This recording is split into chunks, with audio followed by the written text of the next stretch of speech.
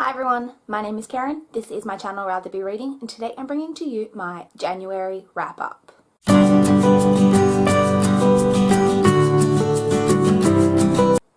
If you are not already aware, I was vlogging my reading experience throughout the entire month of January. So that is broken up into 3 separate vlogs, which I will leave a link to all 3 vlogs down in the description box for you guys to check out. Apologies that they are so long, particularly the last one. I am working on trying to get them into a more condensed format. So because I've already spoken about all of these books on my channel, I basically in this video I'm just going to go through my statistics, and then I'm going to go through each of the books that I read but as quickly as possible and just kind of give kind of a 1-sentence summary of what my thoughts were and my rating. And then hopefully this is a nice quick video for you guys, fingers crossed. So let's jump straight in and start with my statistics as always.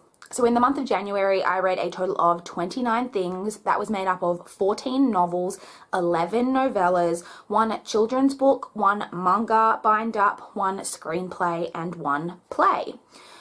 Of the 29 books, I read 9 in physical format, I read 13 ebooks, and I listened to 7 audiobooks. And then excluding the audiobooks, I read 10 books that I owned and 12 from the library. I read a total of 7,201 pages in the month of January, which averaged out to 232 pages per day, so I'm really happy with that. The longest book that I read was 505 pages, and the shortest book that I read was 23 pages, which was one of the novellas that I read. The highest star rating that I gave was a 4.25 star rating, and the lowest star rating that I gave was a 1 star, and my average star rating was 2.71 stars, which is my lowest average star rating for a month ever, but it was kind of to be expected because I binge read kind of a novella series, which is why I read so many novellas, and I was kind of hate reading them almost, and they were all like 1.5 or lower star rating, plus I read another 1-star book, so it's kind of makes sense that my average star rating is so low. So even though that's kind of crappy, I'm kind of okay with it. Okay, so let's jump into all of the books that I read. As I mentioned, I am going to try go through these as quickly as possible. I also apologize, I don't want to have to edit this between every book that I've read, so I will be looking down a little bit, and you may also hear me turning pages in my notebook, but that's just the way this video is going to be. So the first book that I read in the month of January was The Dollhouse by Phoebe Morgan. This is a book that I read on my Kindle from NetGalley, and it's more of a kind of family drama based thriller, and it was okay. I did enjoy it, but it wasn't like anything groundbreaking, and in the end I gave that 3.25 stars. I then read The Brass Verdict by Michael Connolly. This was actually a reread for me. It's a book that's in the Mickey Haller series, but it does feature Harry Bosch, and so I reread it like where it fell within the Harry Bosch series. I didn't super love the ending of this one, but Michael Connolly really does write a really good like legal like courtroom drama, and so I did enjoy it, and in the end I gave that one 3.5 stars. I then read The Little Prince by Antoine de Saint-Exupéry, and I apologize, I don't have it written down here, but I'll leave on the screen the name of the translator, as this was translated from French. This is a children's book, and while I enjoyed it and I liked the commentary in it on adults and how we kind of outgrow our imaginations, I definitely would have enjoyed this more if I read it as a child, but I did enjoy it and I gave it 3.5 stars. I then read Life and Death by Stephanie Meyer. This is the reimagining of Twilight that is gender bent. This was just like, okay, it's one of those books that I've read just because I've read Twilight and I just wanted to read it to kind of see how it was. But it's one of those things that I don't understand why it was ever published, because in my opinion, it doesn't really add anything new to the series like at all. It really does just seem like a real money grubbing type of thing to me. And in the end, I gave that 2.5 stars. Next, I began my read of the Gypsy Brothers novella series that I mentioned before. So I'm just going to lump these all together and talk about them as one kind of unit.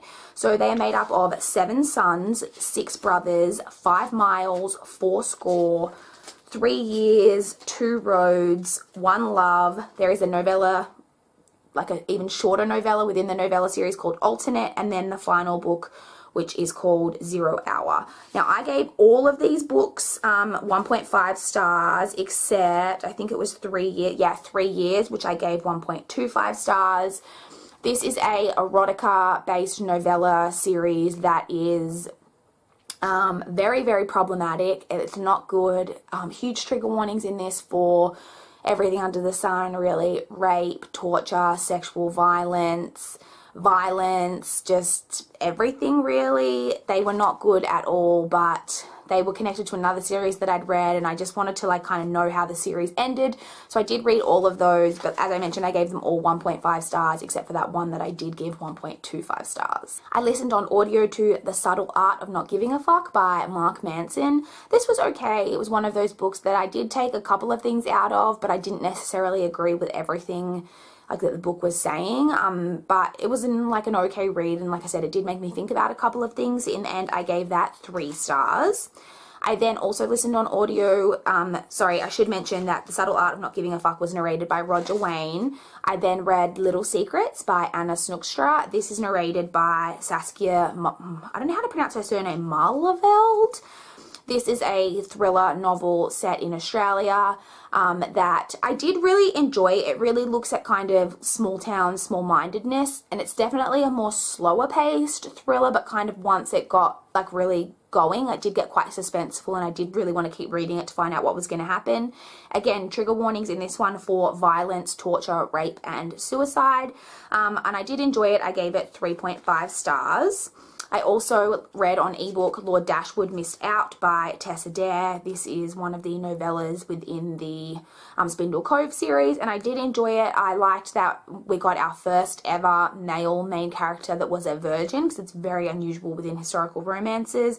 But apart from that, it was nothing really groundbreaking, and in the end, I gave that one 3 stars as well. Next on audio, I listened to That Inevitable Victorian Thing by E.K. Johnston. This is a young adult,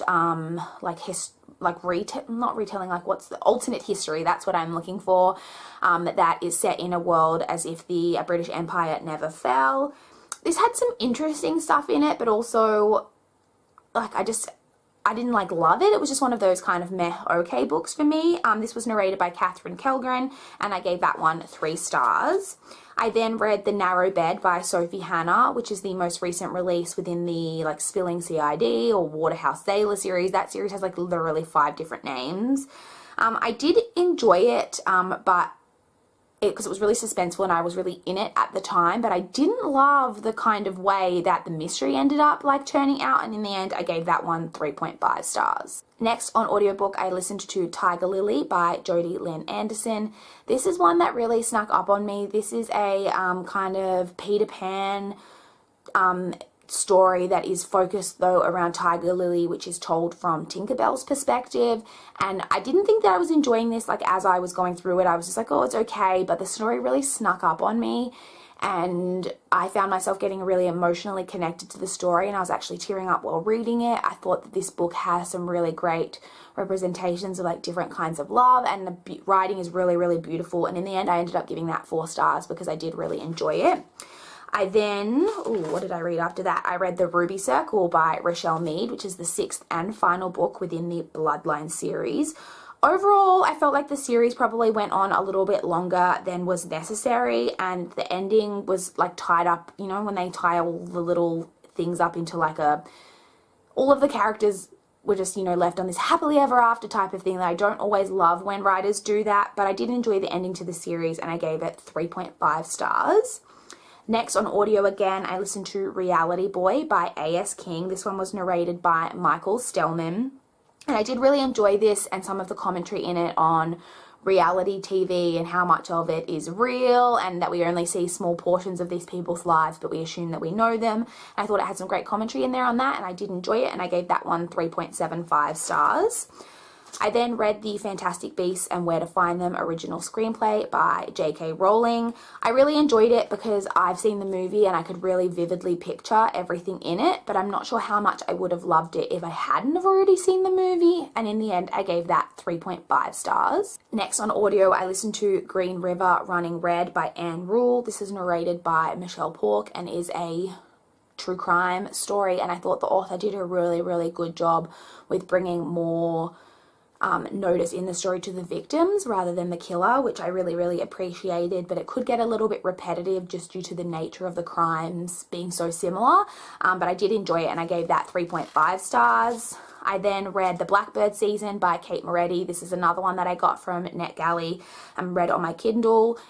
This one was the type of mystery that was, again, it was a really like slow type of mystery, and I did guess exactly what was going to happen, but I did still enjoy it, and there was a really good commentary in it at one point about one female character calling another female character out on girl hate, and I really loved that, and in the end I gave that 3.5 stars. Next on audio, I listened to Skinny by Donna Kuna. This is a YA story about a overweight teen who gets like gastric banding type, I don't think that's exactly what it's called, but that type of surgery. This was a bit cheesy and had some like girl on girl hate in it and such, but it was like just like an enjoyable type of YA story that had some interesting stuff in it. And in the end, I gave that one 3.5 stars. I then read Harry Potter and the Cursed Child by J.K. Rowling, and boy, did I have some thoughts about that. I can't even remember what I've written 2.5 stars down here, but I thought I gave it a 2 stars, but I'll put on the screen what my final rating on that one was, and I mentioned in my vlogs that I was probably going to do a full video review on that, and I've decided not to do that, but by the time this video goes up, I will have written my Goodreads review for it, so I will leave that linked down below in case you guys have read it and want to see my like full kind of spoilery thoughts on it. I'll leave that linked down below for you guys.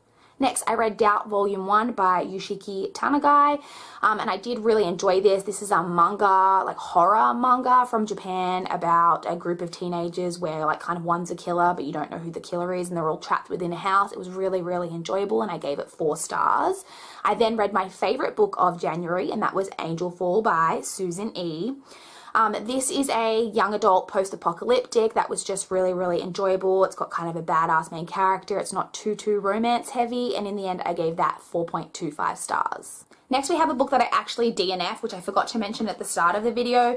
That was The Devil's Kiss by Gemma James. This is one of the random past books from my Kindle that I've been trying to get through, and I read very little of it. I read the equivalent of 11 pages and decided to DNF it. This one had terrible representation of BDSM in my opinion and was just super problematic, so I DNF'd that.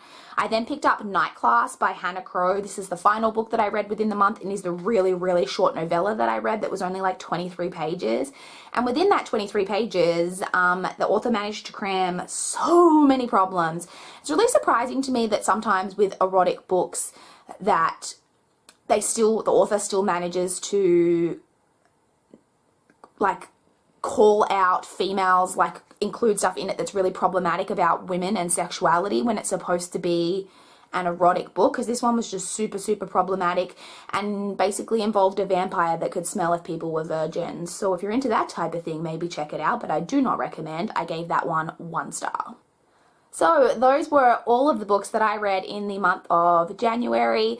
Like I said, I didn't mention going into too much detail, but I did still want to cover my stats and just kind of generally go over all of the books that I read. So let me know how you're feeling about the kind of vlogs and then this shorter wrap-up style video. I am thinking about still including the mid-month wrap-up and doing mid-month and end of month so that I can say 1 or 2 more things and don't have to rush through it. But with how long my vlog videos have been, I did want to try keep this video as short as possible.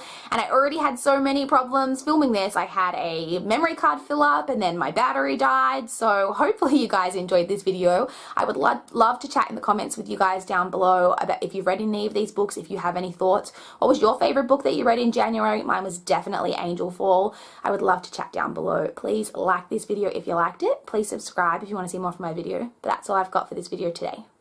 Bye guys.